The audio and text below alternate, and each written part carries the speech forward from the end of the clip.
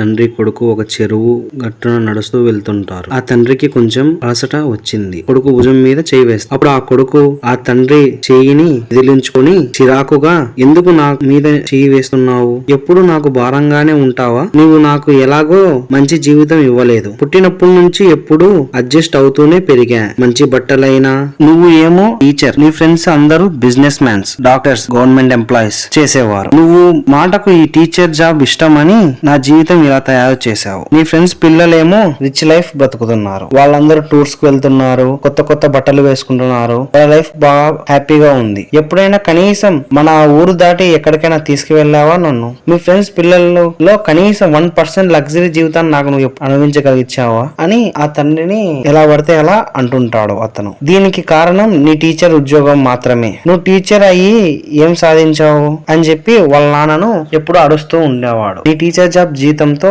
కనీసం ఇంట్లో సంసారాన్ని కూడా జరపలేకపోతున్నాము అని చెప్పి చిరాగ్గా అక్కడ నుంచి ఇంటికి వెళ్ళిపోతాడు ఆ కొడుకు. ఆ తండ్రి బాధపడుతూ మెల్లిగా అలసట కోసం కొంతసేపు ఆ చెట్టు కింద కూర్చొని అక్కడ ఉండే మళ్ళా లేసి తన ఇంటికి బాధపడుతూ కొడుకు అనే మాటలు దిగులు చెందుతూ ఇంటికి వెళ్తాడు. వాళ్ళ కొడుకు ఇంటర్మీడియట్ చదువుతుంటాడు. వాళ్ళ కొడుకు ఎంజాయ్ చేయాలని, ఫ్రెండ్స్ తో తిరగాలని, మూవీస్ కి వెళ్ళాలని అట్లా చాలా ఆశవానికి. కానీ అవన్నీ వాళ్ళ నాన్న తీర్చలేదు కాబట్టి ఎప్పుడు రిస్ట్రిక్షన్స్ పెడతా, అది వద్దు ఇది వద్దు, డబ్బులు లేదు అది లేదని చెప్తుంటాడు. కాబట్టి వానికి వాళ్ళ నాన్న అంటే అస్సలు ఇష్టమే లేకుండా పోయింది. లాస్ట్ కి రెస్పెక్ట్ కూడా ఇవ్వడం మానేసినాడు వాడు.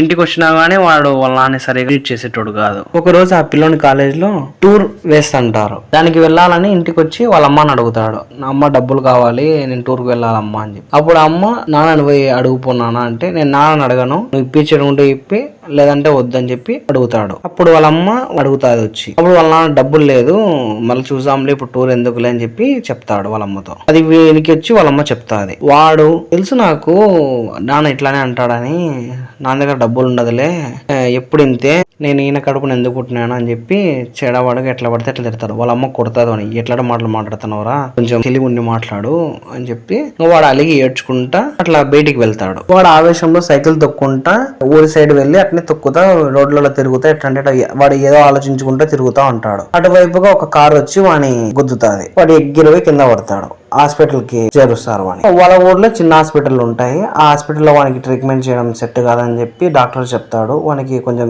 ఏదో తలకి దెబ్బ గట్టిగానే తగిలింది, ఇది ఆపరేషన్ చేయాల్సింది ఉంటుంది, ఇది ఇక్కడ సెట్ లేదు, సర్జరీ ఎక్విప్మెంట్స్, టౌన్ కు తీసుకువెళ్లాల్సిందే అని చెప్తారు. సరే అని చెప్పి వాడు వాళ్ళ నాన్న టౌన్ కు తీసుకువెళ్తాడు. అక్కడ ఒక పెద్ద హాస్పిటల్ కి వెళ్తారు. వాళ్ళ ఆయన దగ్గర కొంచెం సేవింగ్స్ ఉంటాయి. ఆ డబ్బులు తీసుకుని వెళ్ళి ఆ టౌన్ హాస్పిటల్ లో జాయిన్ చేస్తారు. వానికి ఆ చిన్న సర్జరీ చేస్తారు. కొన్ని రోజులకు వాడు నయం అవుతాడు. మేలుకొని కళ్ళు తెచ్చి చూడంగానే ఆ డాక్టర్ ఉంటాడు. డాక్టర్, నువ్వు సాంబశివ సార్ వాళ్ళ అబ్బాయిగా అని చెప్పి అడుగుతాడు. అవును డాక్టర్, మా నాన్న పేరు మీకెట్లా తెలుసు అని చెప్తే ఆ డాక్టర్ చెప్తాడు, నేను సార్ ఒక శిష్యుడినే, సారే నాకు పాఠం చెప్పింది, అప్పట్లో నాకు జీవిత పాఠాలన్నీ నేర్పించాడు సారే, సార్ వల్ల నేను ఈ పొజిషన్ కి వచ్చినాను, సారే నాకంతా, సార్ చెప్పిన చదువు నేర్చుకోవడం వల్లే నేను ఈ పొజిషన్ లో ఉన్నా అని చెప్పి వాడు సార్ని పొగుడుతూ బాగా చెప్తాడు. అందుకే నీకు నేను ఫీజు కూడా ఏం తీసుకోలేదు, మొత్తం ఫ్రీగానే నేను ట్రీట్మెంట్ చేసినాను సార్ కోసం అని చెప్పి వాళ్ళ డాడీని చాలా పొగుడతాడు. అతను వీడు కొంచెం ఆలోచించడం మొదలు పెడతాడు. ఆ డాక్టర్ ఒక ప్యూర్ ఫ్యామిలీ అంట. పూర్ ఫ్యామిలీ అయినా గానీ చదువుకొని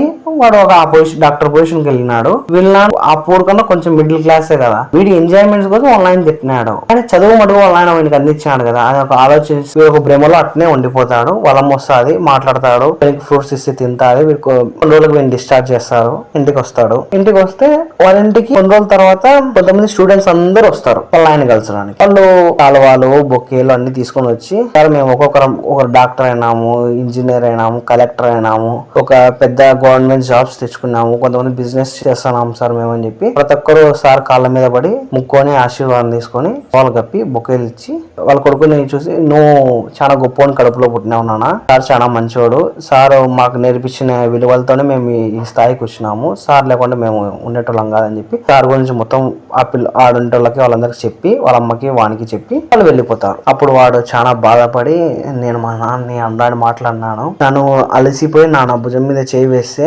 నేను చేయి వదిలిచ్చాను, నేను చిన్నప్పుడు తప్పటడుగులు వేసేటప్పుడు తన భుజం మీద నన్ను ఎక్కించుకొని ఈ లోకానికి పరిచయం చేసినాడు నాకు మా నాన్న. నేను ఆ సంగతి మర్చిపోయి కనీసం మా నాన్న నా భుజం మీద చేయి వేసింటే ఆ చేతిని విదిలించుకున్నానే. ఆ బాధతో వాడు చాలా కుమిలిపోతాడు. కుమిలి ఇంకా నేను తప్పు చేశానా అని చెప్పి ఏడ్చుకుంటూ పోయి వాళ్ళ నాన్న కాళ్ళ మీద పడి, నన్ను క్షమించు నాన్న, నేను ఇప్పటి నుంచి ఎంజాయ్మెంట్ ఎంజాయ్మెంట్స్ ఇవన్నీ ఏమి ఆశించను. సరదాగా చదువుకుంటానా, నేను చాలా మిస్టేక్ చేసినా, నిన్ను అవమానపరచడం నా తప్పే. నేను వాళ్ళ నాన్న గురించి తెలుసుకొని వాళ్ళ నాన్నని క్షమాపణ కోరుతాడు. ఇప్పుడు వాళ్ళ నాన్న నాకు నీ మీద ఏం కోపం ఏం లేదు నాన్న, నేను తెలుసుకుని నీకు నేను రిచ్ లైఫ్ ఇవ్వగలను, కానీ నేను నాకు ఈ టీచింగ్ ఫీల్డ్ మీద ఇంట్రెస్ట్, ఇట్లా 10 మందికి ఉపయోగపడాలని చెప్పి నేను ఈ ఫీల్డ్ కి వచ్చాను. అది నీకు ఇట్లా ఎంజాయ్మెంట్స్ అది కాకుండా పోయింది, నాది కూడా తప్పు ఉంది అని చెప్పి, లేదు నాన్న నీదేం తప్పు లేదు, నీ వల్లనే ఇంతమంది బాగుపడినారు, నాదేలే తప్పు, నేను కూడా ఒక మంచి పొజిషన్ కి నేను ఇప్పటి నుంచి కష్టపడి చదివి వెళ్తాను, ఇప్పటి నుంచి నేను బాగా చూసుకుంటున్నాను అని చెప్పి చెప్తాడు. గుర్తు పెట్టుకోండి, మన నాన్న ఎంత కష్టపడి మనం చదివిస్తుంటాడు. మనం చిన్న చిన్న అవసరాల కోసం వాళ్ళని నిందిస్తుంటాం మన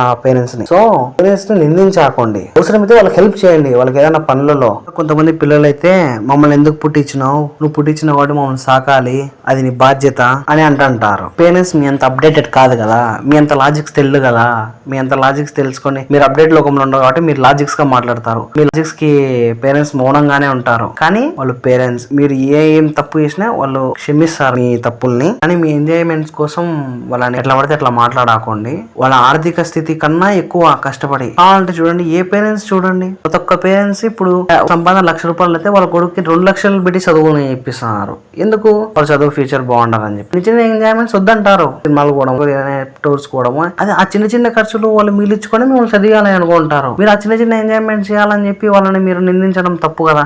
సంథింగ్ ఇప్పుడు వానికి యాక్సిడెంట్ అయింది కదా ఈ వీడియోలో, ఆ యాక్సిడెంట్ కావచ్చు, ఏదైనా కావచ్చు, సేవింగ్స్ పెట్టుకుంటారు. ఆ సేవింగ్స్ మీరు ఇట్లా దుబారా ఖర్చులు చేస్తే, ఆ సేవింగ్స్ లేకుండా వాడిని హాస్పిటల్కి తీసుకుపోతాడు వాళ్ళ నాన్న. పేరెంట్స్ కి ముందు చూపు చాలా ఉంటుంది. మీ అడ్డదిడ్డ లాజిక్స్ తో వాళ్ళని బాధ పెట్టకండి. నోటికి ఎట్టబడితే అట్లా మమ్మల్ని అది చదివిలేదే, వాడి మాది మమ్మల్ని చూసుకోలేదే, వాడు అట్టున్నాడు వీడిట్టున్నాడు అట్లాంటి క్వశ్చన్స్ వేయకండి. వాళ్ళ శక్తికి మించే మేము మిమ్మల్ని పెడదామని చూసారు ఎప్పటికైనా, ఏ పేరెంట్ అయినా సరే. అది గుర్తుపెట్టుకోండి. థ్యాంక్ యూ ఫ్రెండ్స్, ఇంతవరకు చూసినందుకు. సబ్స్క్రైబ్ చేయండి ఛానల్ని ప్లీజ్.